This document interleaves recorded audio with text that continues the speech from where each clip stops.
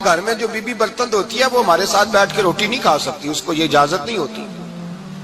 ہمارا جو مزدور ہوتا ہے نا،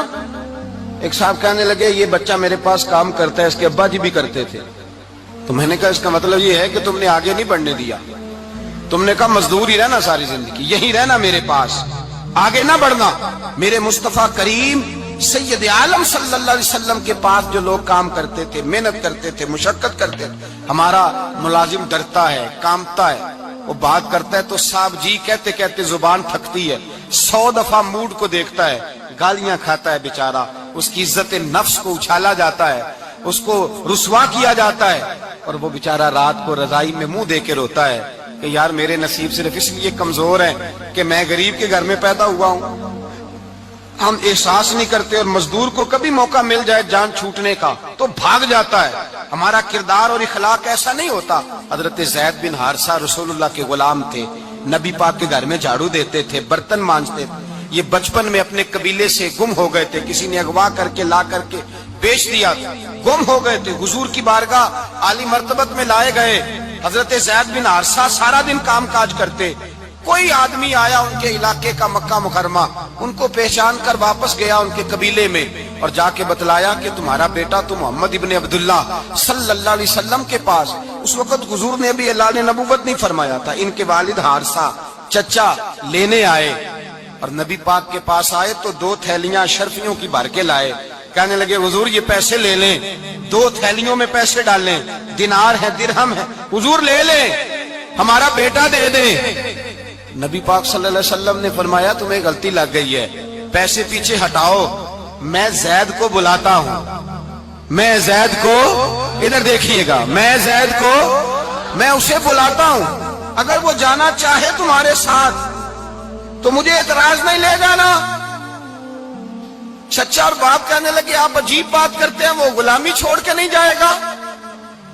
آپ عجیب بات کرتے ہیں، وہ مزدوری چھوڑ کے بادشاہی اختیار نہیں کرے گا، ہم کھاتے پیتے لوگ ہیں، اس کی ماں ترس گئی ہے اس کو ملنے کو، بہنیں روتی ہیں، وہ جائے گا نہیں۔ میرے حبیب نے فرمایا تم نے ابھی یہ ذائقہ چکھا نہیں، تمہیں اس کا پتہ نہیں، تو میں بلاتا ہوں، اگر جانا چاہے تو پیسوں کی ضرورت نہیں، لے جانا۔ حضرت زید کو پیغام دیا، آئے، حضور نے فرمایا وہ تمہارے والد کھڑے ہیں،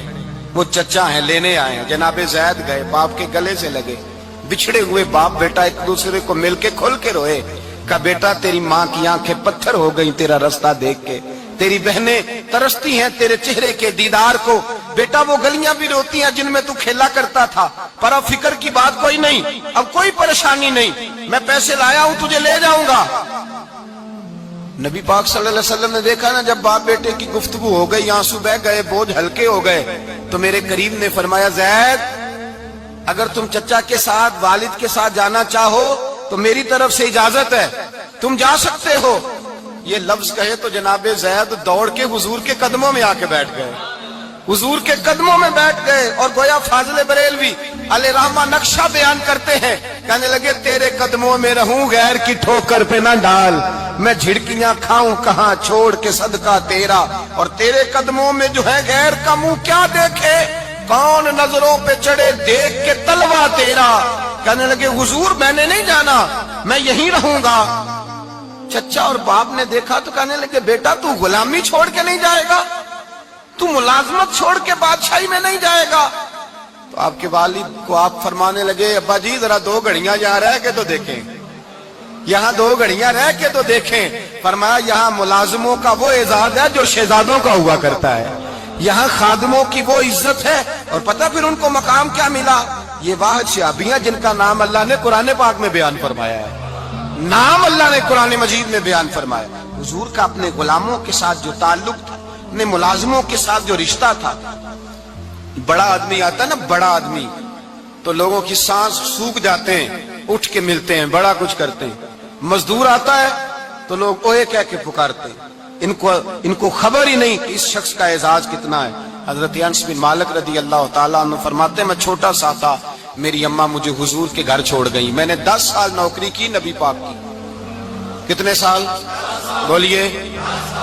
12ویں دن لوگ کہتے ہیں بس بھائی ختم ہو گیا، اب فرینکنس ہو گئی ہے، اب جو مرضی تیرے ساتھ کریں گے۔ 10 سال نوکری کی میں نے، لیکن جناب انس فرماتے ہیں نبی پاک نے کبھی مجھے اف تک بھی نہیں کہا تھا، اف تک بھی نہیں کہا تھا، اف تک بھی حضور نے بھیجا جاؤ فلاں آدمی کو بلا کر کے لاؤ۔